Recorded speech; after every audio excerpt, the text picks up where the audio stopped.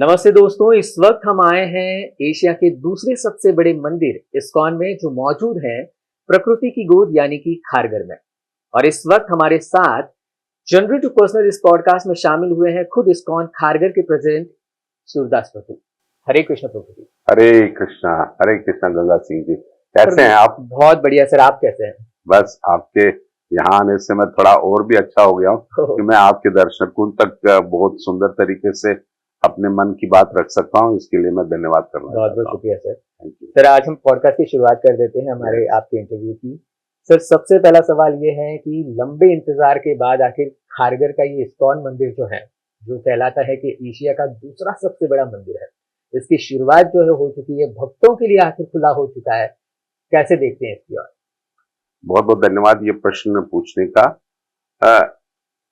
City में ये बड़ा मंदिर है और अंतर्राष्ट्रीय कृष्ण भावना संघ का दूसरा बड़ा मंदिर है। पहला हमारे मायापुर में बन रहा है जो कि वर्ल्ड का सबसे बड़ा हेडक्वार्टर भी है और चैतन्य महाप्रभु के स्थान का वो सबसे बड़ा मंदिर बन रहा है। तो जो ये खारगर का मंदिर है, ये बहुत अरसे के बाद इसका मोदी जी के हाथ से विमोचन हुआ जी। और ये जर्नी जो है लगभग 14 साल पहले स्टार्ट किया था जब हम लोगों ने सिडको से ये भूखंड प्राप्त किया था और उसके समय इस स्थान में कोई आता भी नहीं था और हमारी स्ट्रगल भी बहुत विकट थी क्योंकि हमको एटलीस्ट हर चीज के लिए वाशी जाना पड़ता था और यहाँ पर भिक्षाटन करने के लिए भी हम लोग वाशी पहुंचते थे। तो आप सभी और दर्शकों को भी ये जानना जरूरी है कि हर कोई मंदिर इस्कॉन का ऑटोनोमस है। यहाँ पर कोई विदेश से पैसा नहीं आता है या कहीं दूसरे, मैं जुहू से भी मंदिर से मैं पैसा नहीं ले सकता हूँ। तो जो भी ये संकल्प करता है हमें खुद ही इस संकल्प को पूरा भी करना पड़ता है। तो हम लोग 2 भक्तों के साथ में यहाँ पर आए थे और जब शुरुआत की तो हम लोग एक फ्लैट में रेंट पे ठहरे हुए थे। तो उसमें रहने के बाद में जब भूखंड प्राप्त हुआ तो उसके बाद में हमने सोचा कि पहले यहाँ पर कैसे कुछ किया जाए। तो हमने छोटा सा मंदिर बनाया था। आप सबको याद होगा कि हमारा छोटा मंदिर था वो it was a temporary temple और उसमें भी हम लोगों ने कम से कम 2 करोड़ रुपया खर्च किया था क्योंकि सभी जानते हैं इस्कॉन जूहू का मंदिर, मीरा रोड का मंदिर और हर जगह का मंदिर। तो यहाँ पर हमने बड़ी हम्बल स्टार्ट किया, शुरुआत किया और वही ठाकुर जी, राधा मदन मोहन जी छोटे विग्रह उधर रखाए गए और ये हमारी जर्नी स्टार्ट हुई। और हमारा जो अंतर्राष्ट्रीय कृष्ण भावना संघ जो है ये प्रचार पे बल देता है। हमारा प्रचार मूवमेंट है। प्रचार का मतलब क्या है? हम सभी लोगों को भागवत गीता और भागवतम और अन्य ग्रंथों से अवगत कराते हैं और उसको अपने जीवन में धारण करते हैं और लोगों को भी प्रेरणा देते हैं कि उसको अपने जीवन में धारण करें। और उसके अंतर्गत जो भी प्रसन्न चित्त भक्त हो जाते हैं वो मंदिर के साथ जुड़ जाते हैं। तभी आप उनसे कुछ कह भी सकते हैं। ऐसा तो नहीं बोल सकते कोई सड़क पर चलता हुआ व्यक्ति आए और हम उसको बोलेंगे हमको पैसा दे दो। तो ये प्रभुपाद जी का मूल मंत्र नहीं था। प्रभुपाद जी का मूल मंत्र था कि पहले शिक्षा, फिर दीक्षा और फिर दक्षिणा। अगर आपको कुछ मिला ही नहीं है तो आप हाथ फैला रहे हैं तो वो क्यों आपको दे देगा? तो ये हमारी अंतर्राष्ट्रीय कृष्ण भावना। तो इस तरीके से हमने छोटा सा मंदिर बना दिया और हमारे सब लोगों को लाइफ पैटर्न बना दिए और आहिस्ता आहिस्ता आहिस्ता करके पहले भाव में हमने लगभग 2 करोड़ रुपया कलेक्शन किया। उस 2 करोड़ में हम लोगों ने ये टेम्पररी सेटअप बना दिया जहां पर भक्तों का निवास, भगवान का निवास और भी कुछ प्रसाद का वितरण करने का स्थान बना दिया और लोग आने लगे और ये चला लगभग 14 साल। 14 साल का वनवास कहीं ना कहीं आपने पूरा किया है।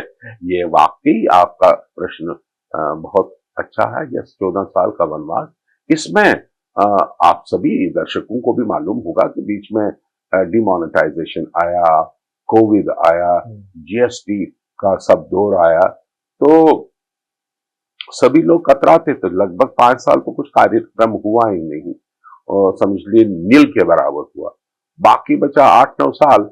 8-9 साल में जो भी हम लोगों ने ये विजन क्रिएट किया था, क्योंकि प्रभुपाद जी बता रहे हैं कि हमारे मंदिर केवल मंदिर ही नहीं है, मगर ये एक तरफ के यूनिवर्सिटीज हैं। यूनिवर्सिटीज क्यों? क्योंकि यहाँ से हम लोग पूरा वैदिक ज्ञान प्रदान कर देते हैं, और सभी प्रचारक जो है कंठस्थ तरीके से भागवत गीता भागवतम अगर उसका प्रचार करते हैं, उस तरीके से फिर उन लोगों को प्रचार करते हैं और उनको शास्त्रों से अवगत कराते हैं। और हमारा आज सभी जानते हैं कि संडे संडे को लव फीस्ट होता है, तो हजारों लोग आते थे लव फीस्ट में सुनने के लिए। हमने लाइफ मेंबर भी बनाए, और हमारे साथ लगभग 8,000 लाइफ मेंबर जुड़े हुए। 8,000 लाइफ मेंबर मतलब हुआ एटलीस्ट 32,000 लोग, मिनिमम 32,000 लोग, और वो इस मंदिर से जुड़े। तो इसलिए हमें ऐसा एक अद्भुत, पहले से ही हमने संकल्प किया कि एक अतुल्य मंदिर होना चाहिए। मंदिर तो बनते हैं लोग, मगर प्रभुपाद जी ने बताया हमारे मंदिर सबसे सुंदर होने चाहिए, साफ होने चाहिए, प्रसाद वितरण हमेशा होना चाहिए, शास्त्र का अध्ययन और प्रचार मंदिर से होना। तो हम लोगों ने यहाँ पर केवल मंदिर ही नहीं बनाया, मगर हमारे यहाँ पर आप सभी जानते हैं भक्तिवेदांत कॉलेज फॉर वैदिक एजुकेशन भी चलता है, जहां पर शिक्षित रूप से उनको वेदों का शास्त्र का शिक्षा दिया जाता है। और हमारे पास में यहाँ पर लाइब्रेरी भी है, यहाँ पर हमारे पास में वानप्रस्थ आश्रम भी है। कोई भी वृद्ध अगर हुआ है, वो चाहता है कि आश्रम में ज्वाइन होने के लिए, मगर नियम है कि भाई चाय कॉफी, 4 नियम है, मदिरा पान नहीं, चाय नहीं, कॉफी नहीं, कांदा नहीं, लहसुन नहीं, मीट नहीं, मछली नहीं, तंबाकू नहीं, जर्दा नहीं। अगर ये सब परित्याग करके अपने जीवन को सनातन धर्म की ओर अपने ओर को अग्रसर कर रहा है, तो वो भी आ सकता है। ये सभी के लिए मंदिर, मगर हाँ नियम है, सुबह 2:30 बजे उठना है, मंगल आरती अटेंड करना है, मंदिर में 4:30 बजे आना है। तो ये सब नियमों के अंतर्गत ही हम किसी को इस मंदिर में रखते हैं। ये सनातन धर्म का पहला पड़ाव। यानी कि ये नियम अगर कोई पालन करेगा तो जिंदगी में जरूर सफल होगा। Obviously, yes, this is the success key, क्योंकि ये 4 पाप है। आप शास्त्र को पढ़िए, उसमें 4 पाप जो है कलयुग के, ये 4 है, मगर इन 4 पापों को ही हिंदू लोग सिद्ध कर रहे हैं। चाहे वो हिंदू हो, चाहे वो सिख हो, चाहे वो कोई भी हो, वो प्रॉपरली पालन नहीं करते। एक छोटे से मंदिर से सीधे आपने आज भव्य अतुलनीय ऐसा मंदिर तैयार खड़ा कर दिया यहाँ पर। मोदी जी आएंगे, सोचा था उद्घाटन करेंगे? नहीं, ये मेरे पहले से ही संकल्प था। मैं आपको बता दूं कि मेरा बड़ी इच्छा थी कि मोदी जी यहाँ पर आए, और आई थिंक वही ठाकुर जी हमारे हृदय में भी बैठे हैं और उनके हृदय में भी बैठे हैं। और शायद ठाकुर जी ने उनको भी बोला होगा कि आपको आना है, और मुझे भी प्रेरणा दिया कि नहीं, आप बोलते रहिए उनको लाने के लिए। और अंतर्राष्ट्रीय कृष्ण भावना संघ से मोदी जी तो कई सालों से जुड़े हुए हैं, क्योंकि वो हमारे कार्य देखते रहते हैं। और क्योंकि अतुल्य कार्य होते हैं, तो एक वरिष्ठ व्यक्ति का भी कर्तव्य होता है कि उनको प्रोत्साहन करें। क्योंकि हमारे प्राइम मिनिस्टर जी कुछ अलग हैं। वो अलग इसलिए हैं कि इसलिए भारत का ये रूपरेखा बन गया है। हम लोगों ने पहले भी राज्य देखे हैं, सभी शासक देखे हैं, मगर ये कुछ अलग है। और पवित्रता सबसे बड़ी चीज होती है। Purity is force. चाहे आप में, मुझ में अगर प्योरिटी नहीं होगा, और हमारे प्राइम मिनिस्टर में प्योरिटी नहीं होगा, ना देश प्रगति करेगा, ना इंडिविजुअल प्रगति कर सकता है। तो इसी इंडिविजुअल प्रगति कर सकता है। तो ये पवित्रता ही शास्त्र की समझने की नींव है। इसलिए हम लोगों ने कंसीव किया इस पूरे प्रोजेक्ट में। यहाँ पर हमारे पास में गेस्ट हाउस है, यहाँ पर हमारे पास में भोजनालय है, यहाँ पर हमारे हर संडे को हजारों लोग प्रसाद पाते हैं। हमारे पास कॉलेज है, आयुर्वेदिक सेंटर है, म्यूजियम होने वाला है, कल्चरल सेंटर होने वाला है। ये सब पहले ही हमने 2-3 साल इसका विजन क्रिएट किया था। क्योंकि हम लोग, मैं जुहू में भी पिछले 50 साल से हूं, तो वहां पर बैठने के बाद, प्रभुपाद जी के ऑफिस में बैठने के बाद, प्रभुपाद जी के ही द्वारा ये प्रेरणा प्राप्त हुई कि हम लोग इस नवी मुंबई में भी प्रोजेक्ट बनाए, क्योंकि मैं उस वक्त नवी मुंबई में प्रचार के हेतु आता था, चाहे वो वाशी हो, नेरुल हो, यहाँ पर मैं हमेशा सत्संग करने के लिए आता था, कभी पार्क्स में, कभी घरों में, कभी किसी के लायंस क्लब में। तो बहुत से लोगों ने उस वक्त प्रेरणा दिया, स्वामी जी आप क्यों नहीं, आप यहाँ पर भी मंदिर बना दीजिए, हम आपकी हेल्प करेंगे। और जिन लोगों ने ऐसी प्रेरणा दिए थे वो बेचारे आजकल रहे नहीं, वो शरीर छोड़ दिए, मगर कुछ लोगों ने ऐसे हमको प्रेरणा दिया, आप आइए। तो उसी प्रेरणा है मैंने फिर एप्लीकेशन किया था। एप्लीकेशन के बाद में हमको भूखंड प्राप्त हुआ। भूखंड प्राप्त करने के बाद हमें 1 साल लगा पैसा देने के लिए भी, उसके लिए भी हमें 3.5-4 करोड़ रुपया देना पड़ा, वो भी मुझे कलेक्शन करना पड़ा। ठाकुर जी कराते हैं, हम करते हैं, हमारे में कोई क्षमता नहीं है, मगर फिर भी जहां पर व्यवहार होता वो तो निभाना ही पड़ता है। अगर हम सिडको को 4.5 करोड़ रुपया नहीं देंगे तो वो थोड़ी हमको भूखंड देंगे, नहीं देंगे, इसलिए उसके लिए भिक्षा करनी है। तो हम लोगों ने सबसे भिक्षा याचना करते रहे 1 साल, तो हमने वो पैसा अदा कर दिया और फिर विजन बनाया था। विजन क्या है ये सब लिखा हुआ था, और फिर हमने उसको आर्किटेक्ट के पास में दे दिया। आर्किटेक्ट को बोला कि भाई ये हमारा विजन है, इस तरीके से इसको क्रिएट किए। उन्होंने अपने तरीके से बहुत से कुछ बना दिए, पर अल्टीमेटली जो भी आप ये देख रहे हैं ये फाइनल था। सब लोगों ने उस पर स्टैम्प कर दिया कि ये बहुत ही सुंदर। तो ये भी, इसके लिए भी मैं अनुराग जी को, अनुराग गर्ग जो हमारे वाशी में आर्किटेक्ट हैं डायमेंशन के, मैं उनको धन्यवाद देना चाहता हूँ। वो यंग और उभरे हुए अच्छे आर्किटेक्ट हैं और उन्होंने निःशुल्क इस मंदिर के विजन को बना दिया। यानी कि कठिनाइयां बहुत आई मतलब मंदिर को खड़ा करने में। ओह यस यस, इसमें कोई शक नहीं है, मगर ठाकुर जी का कार्य करने में कोई तकलीफ है, क्योंकि हम अपने लिए नहीं कर रहे हैं, ये समाज के लिए कर रहे हैं। और समाज मतलब हम लोग इसको ये नहीं सोच रहे कि ये हिंदू के लिए, हम ये समझ रहे हैं कि समाज जो सभी वर्गों से जुटा हुआ है, चाहे वो सिख है, चाहे वो मुस्लिम हो, चाहे वो कृष्ण हो, क्रिश्चियन हो, बौद्ध हो, वो सभी यहाँ पर आ सकते हैं और विज्ञान और ज्ञान से ओतप्रोत होके अपने जीवन को सही ढंग से आगे बढ़ा सकते हैं। प्रभु जी 5 स्टार होटल के जैसा मंदिर पूरा खड़ा कर दिया है, लाइफस्टाइल इस तरह की यहाँ पर है, तो लोग कहते हैं कि ये तो अमीरों का मंदिर है। यहाँ की जो भोजन की भी थाली है वो 500-600 रुपए तक है। देखिए क्या है, आपका प्रश्न बड़ा सुंदर है। अब ये कह सकते हैं कि हम लोग मॉडर्न रॉबिन हुड। क्या भगवान का जो मंदिर है, कोई सड़क में ऐसा नहीं होना चाहिए। भगवान मतलब कृष्ण तो भगवान स्वयं, भगवान सबसे रिच पर्सन। अगर उनके लिए हम मंदिर बनाएंगे तो आप कल्पना क्यों छोटी रख रहे हैं, बड़ी रखिए, थिंक बिग। और आपने ये भी सुना होगा कि बड़े बड़े अच्छे अच्छे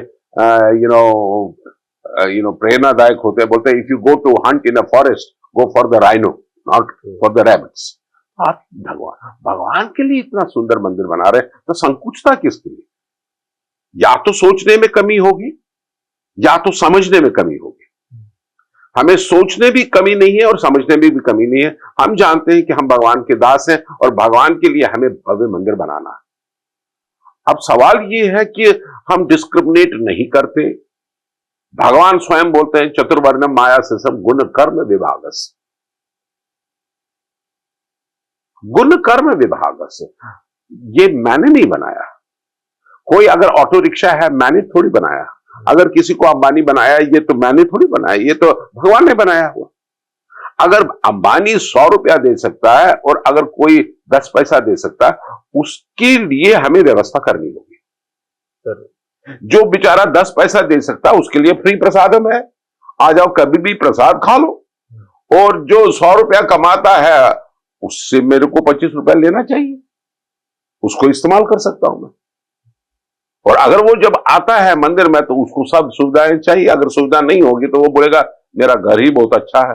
तो इस कल्पना को तोड़ने के लिए हमें सुंदर से सुंदर मंदिर बनाना होगा और सुंदर से सुंदर व्यवस्था भी होगी। नहीं तो लोग वेस्टर्न कंट्रीज में चले जाएंगे। वेस्टर्न कंट्री में जाने के बाद में उनका क्या होता है, आत्महनन होता है। वहां पर उनकी सब व्यवस्थाएं सुंदर लगती हैं, मगर वहां पर प्राण नहीं है। प्राण यहां है भारतवर्ष में।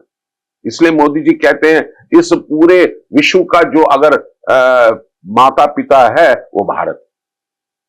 अगर हम उनको अच्छी ढंग से प्रचार नहीं करेंगे तो वो कैसे समझेंगे कि वास्तविकता में भारत क्या चीज है।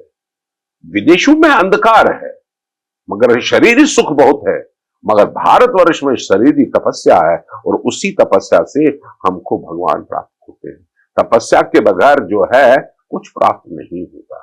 आप बोलेंगे क्या अमेरिका वालों के पास में कैसे इतना वैभव आ गया और इंडिया के पास में क्यों ऐसा आ गया?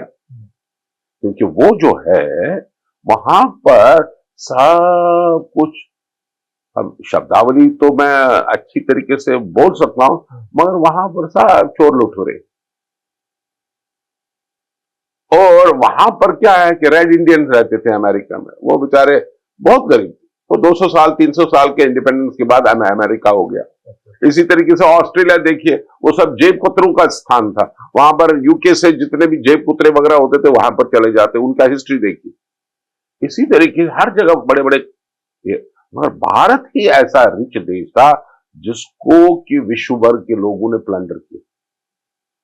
ब्रिटिशर्स ने प्लंडर किया, ग्रीक्स ने प्लंडर किया, मुस्लिम्स ने प्लंडर किया। ये सत्य बात, ये कोई छुपाने वाली बात है, इसमें रोष होने की बात नहीं है। गजनवी आ गया, उसने लुटेरा सोमनाथ मंदिर ले लिया, बाकी सब औरंगजेब मुगल वगैरह इन्होंने सब किया, मगर अल्टीमेटली हुआ क्या, किसी का नामो निशान भी नहीं। क्या रीजन है इसका? अगर तुम किसी जगह चोरी का माल करते हो तो वो कभी पनपता नहीं, शास्त्र कहता है। आप चले जाइए गजनवी, देखिए आज अफगानिस्तान का एक छोटा सा शहर है गजनवी, आज वहां पर नालियां भी नहीं, मगर वो माल लेके गया यहां से। मगर हमारा सोमनाथ मंदिर आज भी लहरा रहा है। वो माल लेके गए मगर वहां पर कहां उनकी खाल भी नहीं बची हुई। तो यही it is as you sow so should you reap. और इसीलिए हमें प्रेरणा मिला कि सनातन धर्म का ये सुंदर मंदिर है, बनना चाहिए। और समय लगा, तपस्या लगी, भिक्षायतन हम लोगों ने किया, हम सबके पास गए, कोई ₹1.25, कोई 1.25 लाख, कोई 1.25 करोड़, कोई कुछ देता रहा, और अपने लिए नहीं। हम तो 14 साल में आपने देखा होगा, पहले हम कुटिया में रहा करते थे। ये हमारा जगह नहीं, ये जो आप दिख रहे हैं ये वैभव, ये मेरी जगह नहीं, अतिथियों के लिए। आज भी मैं चटाई पर सोता हूं। प्रभु जी, देखा जाए तो जैसे आपने कहा कि विदेशी लोग जो है, विदेश के बारे में आपने बात की, विदेशी लोग जो है ज्यादातर अब सनातन संस्कृति को अपना रहे हैं, इस्कॉन से जुड़ रहे हैं। देश के जो लोग हैं उनके मुकाबले विदेशी लोग अब ज्यादातर जुड़ते नजर आ रहे हैं। क्योंकि क्या है गंगा सिंह जी, उन्होंने हर ढंग से अपने आप को तृप्त कर लिया, भौतिक तृप्ति उनको मिल गई है, और उसके बाद भी वो फ्रस्ट्रेशन है। आज देखिए उनके पास सब सुख उपलब्ध है मगर खुशी नहीं है।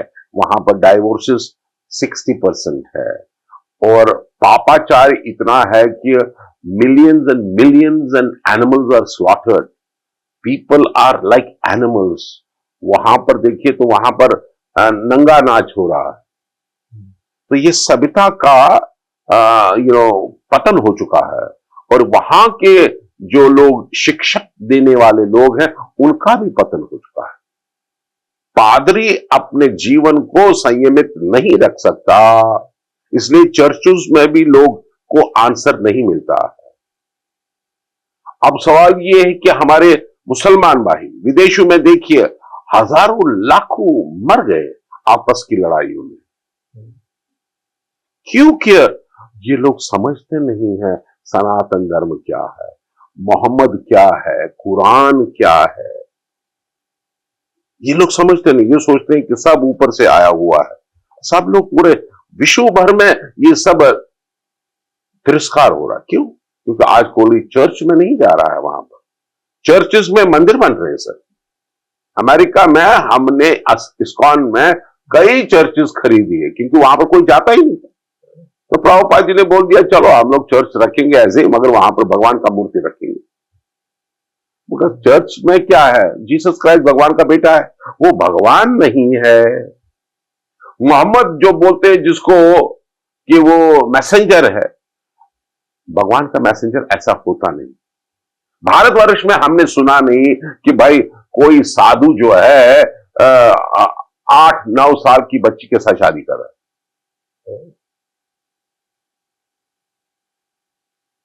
ये सब वायरल हो रहा है, आप सब देख सकते हैं। सत्य यही है, तो सत्य को छुपा नहीं करते आप। आजकल डिजिटल वर्ल्ड है, क्या कहां पर हो रहा है। हमारे मुसलमान भाई भी एक प्रकार के सनातनी है, क्योंकि वो शिव जी को पूजते हैं। मक्केश्वर, वहां पर मक्केश्वर है, वहां पर मक्केश्वर के पास में आब जमजम है, हर शिवलिंग जो स्वयंभू है वहां पर जल है। अब ये समझने का फेरा है, जब तक समझोगे तब तक नहीं पालन कर सकते हो। और जिस दिन समझोगे, और उसको समझने के लिए प्योरिटी चाहिए। अगर प्योरिटी नहीं होगे, आप गाय को काटोगे, ऊंट को काटोगे, बकरी को काटोगे, जैसे हमारे कुछ हिंदू भाई भी करते हैं। आप बंगाल में जाइए, वहां पर काली माता को चढ़ाते हैं, भैंसा को चढ़ाते हैं। नेपाल में चले जाइए, वहां पर भैंसा को चढ़ाते हैं। ये किस शास्त्र की विधि है? ये शास्त्र पालन नहीं करते हैं, इसलिए हर जगह उपद्रव। तो प्रभु जी, हिंदुत्व, सनातन, ये क्या है? Sanatan means eternal, everything coming. Krishna says in the Bhagavad Gita. अगर सब वेरी क्लियरली आपको समझना है, आपको भागवत गीता उठाना है। भगवान बोलते हैं यदा यदा हि धर्मस्य ग्लानिर्भवति भारत अभ्युत्थानम अधर्मस्य तदात्मनः परित्राणाय साधूनां विनाशाय च दुष्कृतम धर्म संस्थापनार्थाय। सब भगवान युगे युगे, भगवान स्वयं बोलते हैं हर युग में मैं आता हूं। सतयुग में नरसिंह भगवान आए प्रहलाद महाराज की रक्षा करने के लिए। त्रेता में राम जी आए, रावण का हनन कर दिया उन्होंने। द्वापर में कृष्ण आए, उन्होंने कौरवों का विनाश कर दिया। और कलयुग में भगवान चित्र महाप्रभु आए। हरिनाम हरिनाम हरिनाम एव केवलम क्लो नास्ते नास्ते नास्ते गति अन्य। इसी कलयुग में भगवान 500 वर्ष पहले चित्र महाप्रभु आए, जो गौर वर्ण के हैं, जिनका अपीयरेंस 14 तारीख को है, आ रहा है, 14 मार्च को आ रहा है, होली के दिन। तो वही स्वयं साक्षात भगवान है। वो सिखाने के लिए आए कि इस कलयुग में हम कैसे भक्ति कर सकते। उन्होंने बताया सिंपल, इस कलयुग में कलो देश निधे राजन। इस कलयुग में बहुत से अवगुण है, मगर एक महान गुण है, क्या? कीर्तन और नाम स्मरण। इस कलयुग में आप कीर्तन कीजिए, नाम स्मरण कीजिए। हरे कृष्ण कृष्ण कृष्ण हरे हरे, हरे राम राम राम हरे। ये मंत्र जो है निम्न निम्न से व्यक्ति कर सकता है, जो मांसाहारी भी है, जो व्यभिचारी भी है, जो मदिरापान भी करता है, मगर नाम स्मरण करने के बाद उसका अंतःकरण, ये मुसलमान भी ले सकता है। चैतन्य महाप्रभु ने पूछा, उनके अनुयायी ने उनको पूछा कि हे भगवान, ये मुसलमानों का कैसे उद्धार होगा? उन्होंने बताया कि वो हर पल हमेशा हा राम बोलेंगे, हा राम हा राम हा राम। हाँ, ये शब्दावली से भी ये पूरा नहीं है शब्दावली, इससे भी उनका उद्धार हो सकता है। हराम हराम हराम। जो प्रेम से लेता है उसका कैसे उद्धार होगा? जो संपूर्ण प्रेम से करेगा, तो तपस्या के साथ करेगा, तो उसका तो उद्धार ही होगा। इसलिए भगवान बोलते हैं बहुनाम जन्मनम अंते, कई जन्मों के बाद। इस बार मुसलमान हो, नेक्स्ट टाइम अगर तुमने कुछ अच्छा ही किया मुसलमान लाइफ में, फिर जाके हिंदू बन जाओगे। तुमको हूर को प्राप्त करना नहीं है। ये सनातन धर्म में ये हूर का फिलॉसफी नहीं है। हमको इंद्र पद नहीं चाहिए। इंद्र के पास में ये हूरें होती। हाँ, इंद्र जो है हमेशा आनंद करता रहता है, उसके सामने बहुत सी नाचती हैं वहां पर। मगर हमको उसकी प्राप्ति नहीं करना।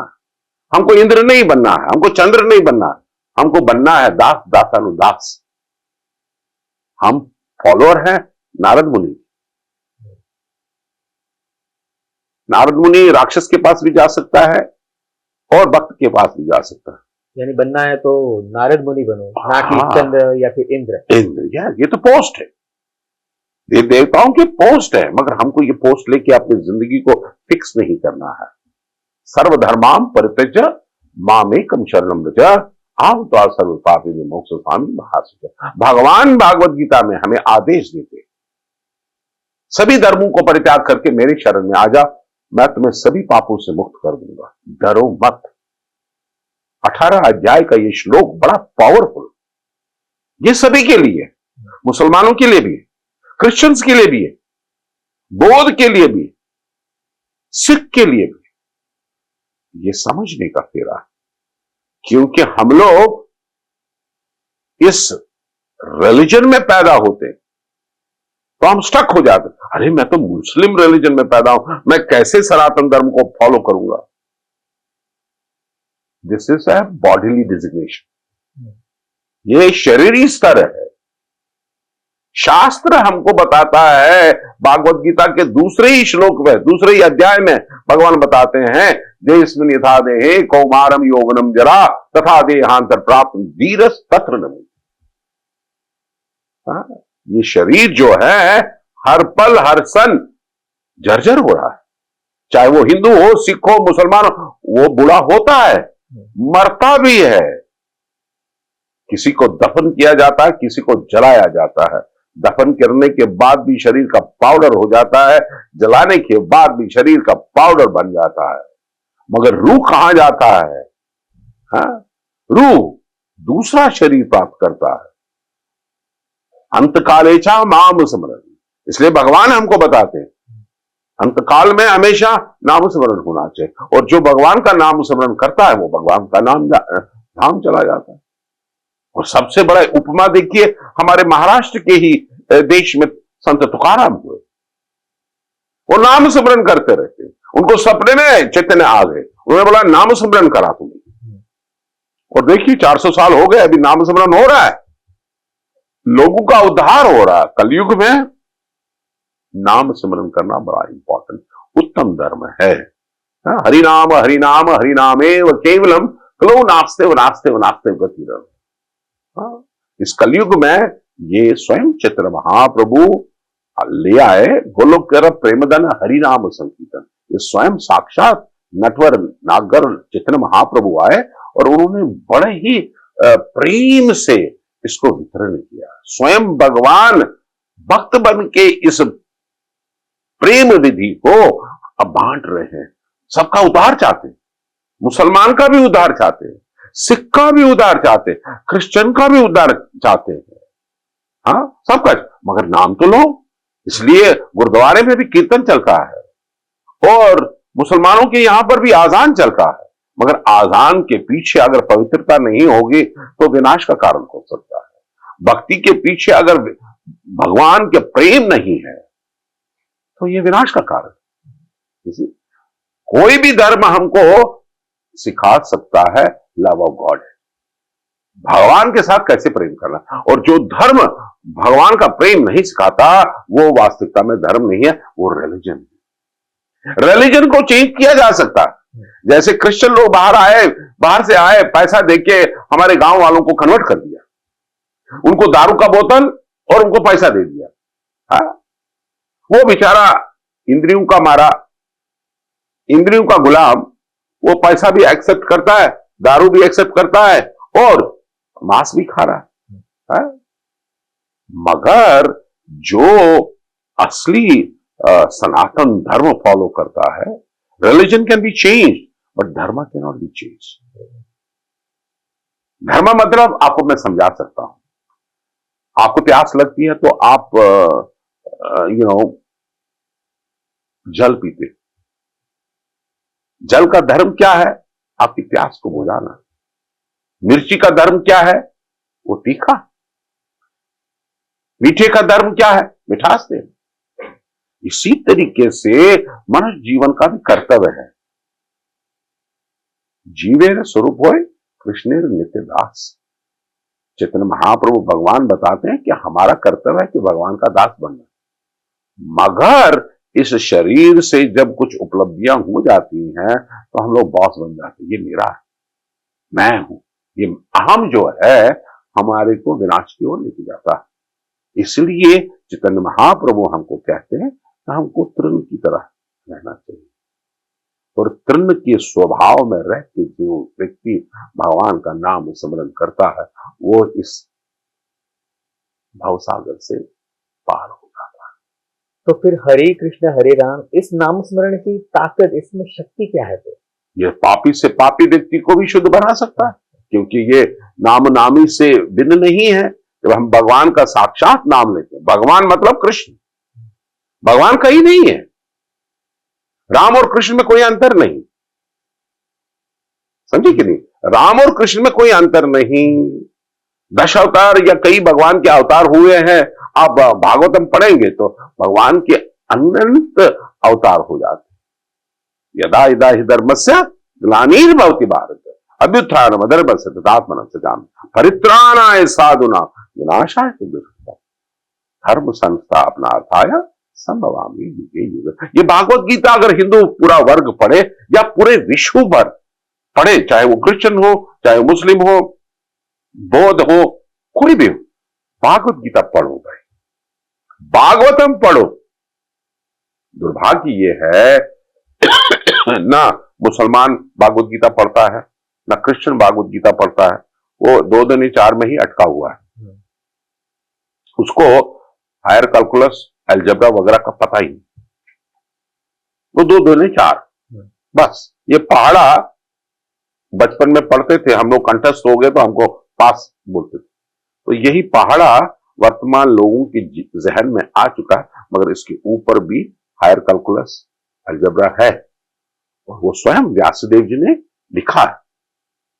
4 वेद व्यासदेव जी ने लिखा, अथर्ववेद, सामवेद, यजुर्वेद, ये सब 4 वेद। उसके बाद भी हमारे व्यासदेव खुश नहीं थे, नारद जी ने उनको चेस्टाइज किया, भाई आपने क्या ये इतने वेद लिखे हैं, ये तो कलयुग में तो कोई व्यक्ति कंप्लीट कर ही नहीं सकता, तो आपने तो भ्रमित कर दिया, तो आप जरा लोगों को प्रेम से इसी दूध के कटोरे को और उबालिए, ऊपर मलाई बैठेगी, इस मलाई को खिलाइए।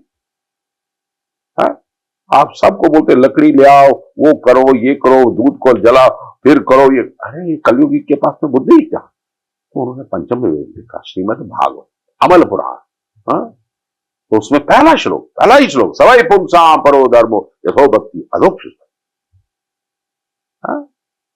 सभी धर्मों का क्रक्स क्या है? भगवान श्री कृष्ण की उपासना कर। इसीलिए भागवत गीता पढ़िए, तो भागवत गीता के एंड में भगवान बताते हैं सर्वधर्मां परित्यज्य। वो क्यों बोलेंगे कि अर्जुन को क्यों बोले मेरे चरण में आ जाओ?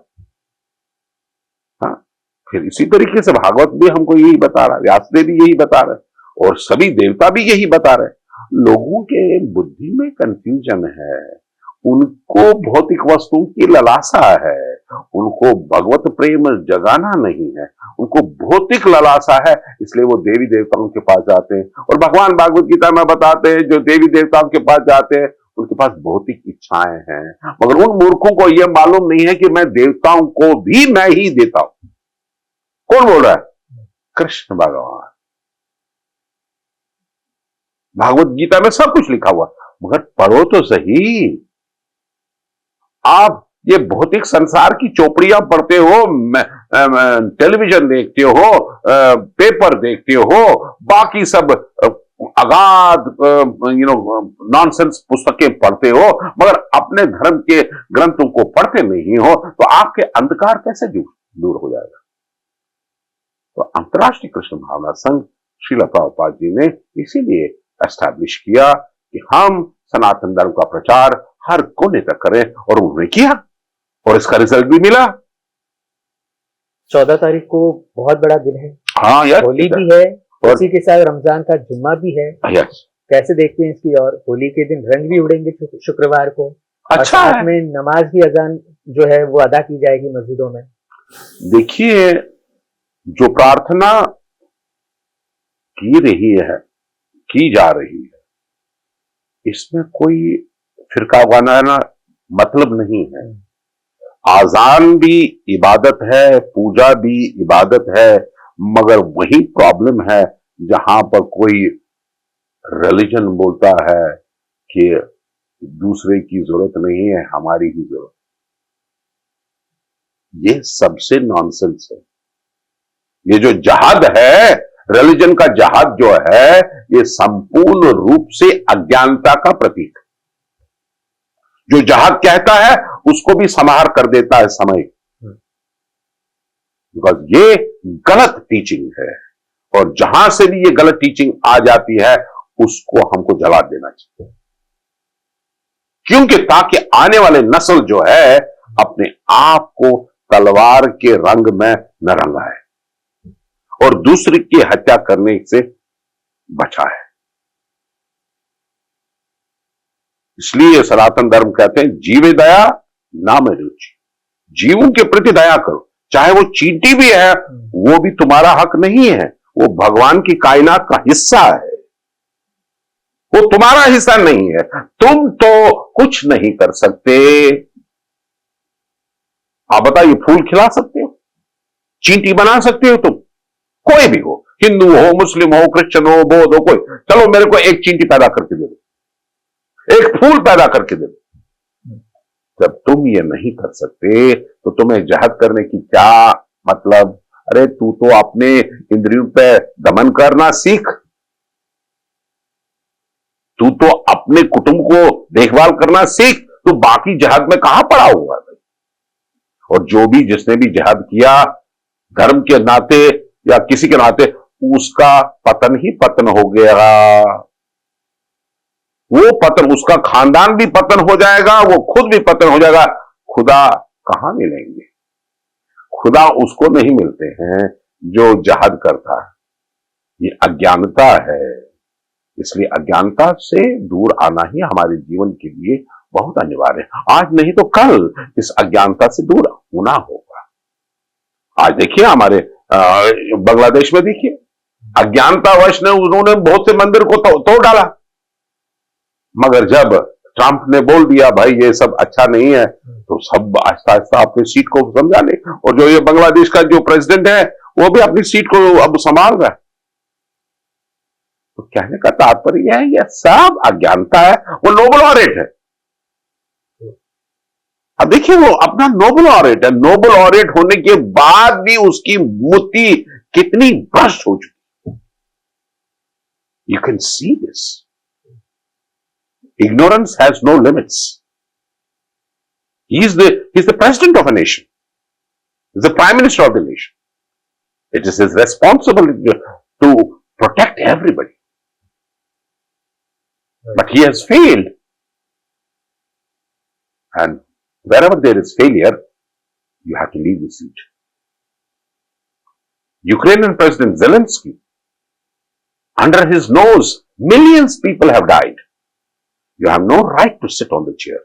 That's why Trump is saying, get out of this seat. So you have no right. You have killed innocent people. This land doesn't belong to you. Why you are killing innocent people for just inflating your ego? This is not actual religion. This is not actual president. So we have to learn these things. That's how we can make this whole world very beautiful. If we are not loving God, we are not doing justice.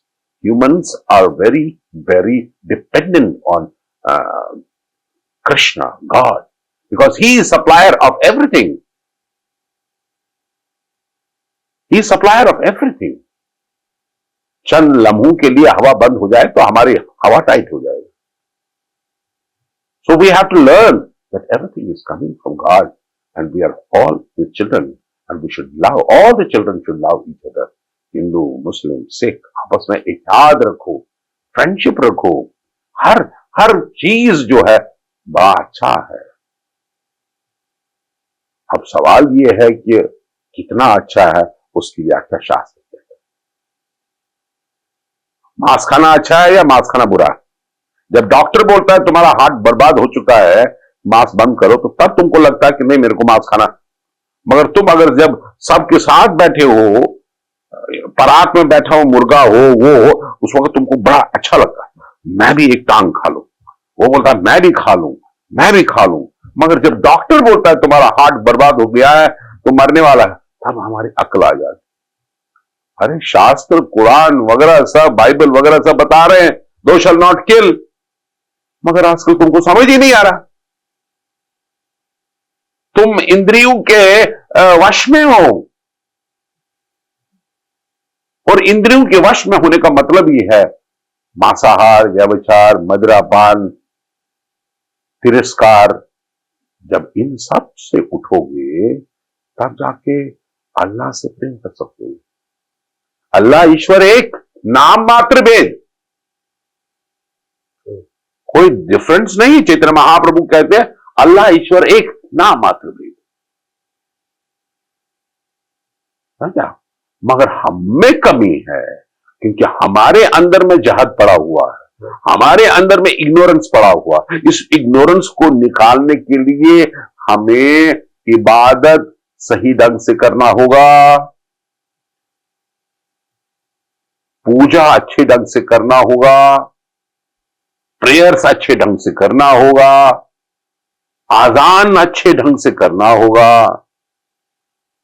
आजान तब तक कबूल नहीं होगी उसमें जब तक प्रेम नहीं छुपा होगा। पूजा तुम्हारी तब तक कबूल नहीं हो सकती जब तक उसमें प्रेम छुपा नहीं होगा।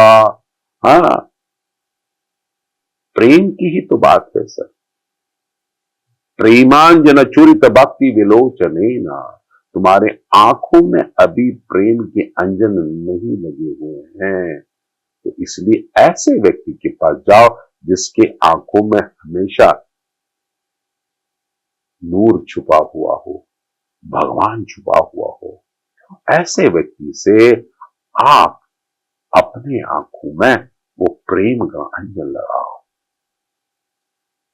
तब जाके इस खुदा की कायनात को डिफरेंट आई से देखोगे। तब जाके आप देखोगे कि ये प्रकृति जो है भगवान के अधीन है और इसके पीछे भगवान है। तो वो वही दिखा सकता है जिसने अपने आप को श्रम में डाला हुआ। और भगवान भी बताते तद विधि प्रणिपातेन पर प्रश्नेन उपदिक्षन्त ज्ञानम ज्ञानम तत्व दर्शनम। प्रभु जी, होली इस बार जो है, इस बार पहली बार इस मंदिर में एक बड़े तरीके से होने वाली है, सुना है। क्या कुछ खास इस बार इस मंदिर में होने वाला है, क्योंकि उद्घाटन के बाद ये पहली होली है। देखिए, हम तो भगवान के संग चैतन्य महाप्रभु का आविर्भाव दिवस है, उस लॉर्ड चैतन्य महाप्रभु, नटवर नागर लॉर्ड चैतन्य महाप्रभु का दिवस। उस मगर मंदिर में अभिषेक होगा, नए मंदिर में पहला फेस्टिवल है, और ठाकुर जी का अभिषेक होगा, चैतन्य महाप्रभु का अभिषेक होगा, फूलों का अभिषेक होगा, और प्रसाद सबके लिए होगा। और दूसरे दिन हम प्रयास कर रहे हैं कि हम लोग फूलों का होली भगवान के साथ लोगों को खिलाएं। पवित्र लोग तो देखें, ये कोई गुलाल की होली नहीं होगी, ये फूलों की होली होगी। हम गुलाल में भरोसा तब करते ही है, मतलब करते हैं, वृंदावन में तो लठमार होली वगैरह सब होता ही है, मगर हम लोग चाहते हैं कि अपने मंदिर के परिसर को सदैव स्वच्छ रखें ताकि लोग क्रेजी ना हो जाए। सो वी वांट टू हर चीज को हद में रखना है, ठीक है। तो भगवान को फूल लगाने हैं तो फूल के अंजन उठा के भगवान के चरण में लगाइए फूल, और जो उनके साथ की गई। तो ऐसा तरीके से हम लोगों ने सोचा है। और फिर रामनवमी भी है, इस बार हमारा पहली रामनवमी है, क्योंकि रामलला जी यहाँ पर बैठे हुए हैं, चैतन्य महाप्रभु जी भी ऑल्टर में हैं, इसलिए हम ये उत्सव प्रयास करेंगे कि अच्छी तरीके से करने का अनुष्ठान करें और भगवान हमको शक्ति प्रदान करें, ज्यादा से ज्यादा लोग यहाँ पर आए, ज्यादा से ज्यादा प्रसाद पाएं और अपने जीवन को कर्म के बंधनों से मुक्त करें। प्रभु जी, मैं उत्सुक हूँ और हमारे दर्शक भी उत्सुक हैं कि आप वीरेंद्र जी से सूरदास कैसे बने और ये सफर कैसे तय किया आपने? यही तो बड़ा विडंबना है। देखिए, मेरा जन्म हुआ कश्मीर में, तो कश्मीर में हमारा माता पिता ने नाम रख दिया वीरेंद्र सप्रू।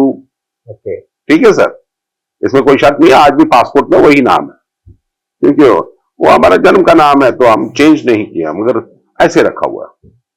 तो जब हमारा जन्म माता पिता देते हैं तो एक नाम होता है, जब आप गुरु के आश्रय जाते, सब कुछ परित्याग करना चाहते, तो गुरु दूसरा नाम देते।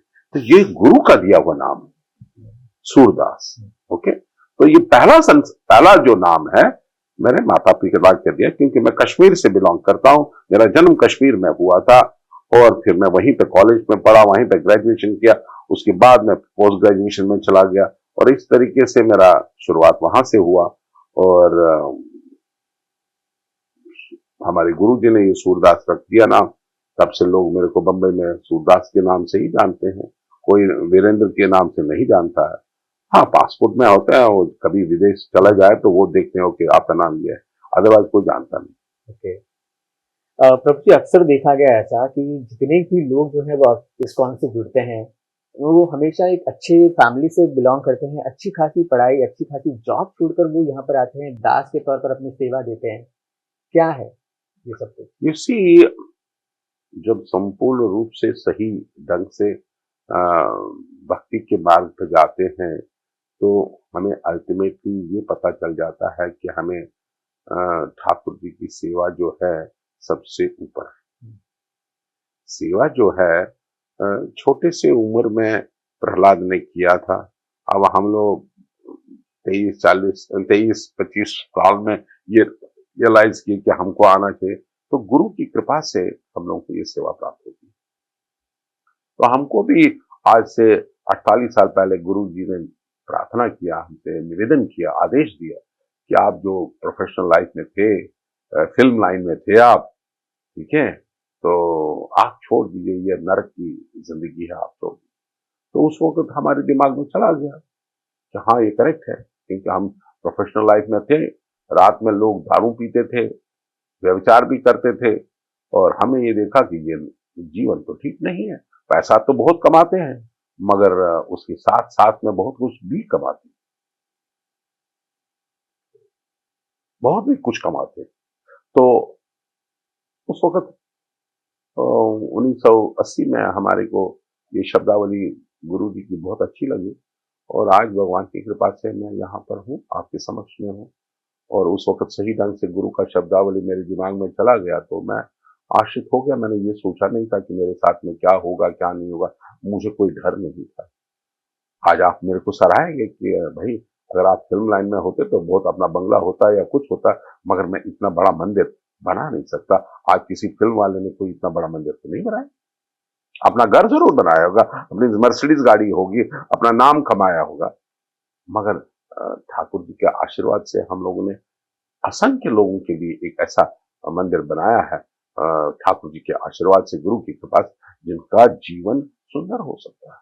यानी कि इस्कॉन में, अगर इस्कॉन का हिस्सा अगर सूरदास जी नहीं होते तो आज फिल्मों में वीरेंद्र जी होते। हाँ, यस यस, और क्या होता है, या तो वही दारू पीता होता किसी जगह पे, या तो मांस खाता रहता, या पार्टियां होती, या फिल्म स्क्रीन में होता, और क्या होता, या बड़ा पैसा कमा लिया होता, और क्या होता, क्या मेरे जीवन में पवित्रता होती? आप बताइए ना सर, बताइए। हाँ? अब देखिए, आज जितने भी फिल्म वाले हैं, एक बीवी से लेके 5-5 बीवियां हैं उनके पास, ये वही जीवन है क्या? तो जब तक गुरु का आश्रय नहीं होता तो हम भक्ति के पथ पर नहीं आ सकते। अब कितना भी कर, क्योंकि ईगो इतना है कि वो मंदिर जा ही नहीं सकता। आप बताइए, इतना बड़ा सुंदर मंदिर बना, कितने फिल्म वाले आए इधर देखने के लिए? आप बताइए ना सर। मगर यहां पर हर दिन कितने लोग आते हैं सर? 1.5 लाख लोग आते हैं। और फिल्म वर्ल्ड के कुछ दोस्त भी हैं हमारे, उनको भी बुलाया मगर आए नहीं, ताकि बीच में पाप आता। We have to become very simple.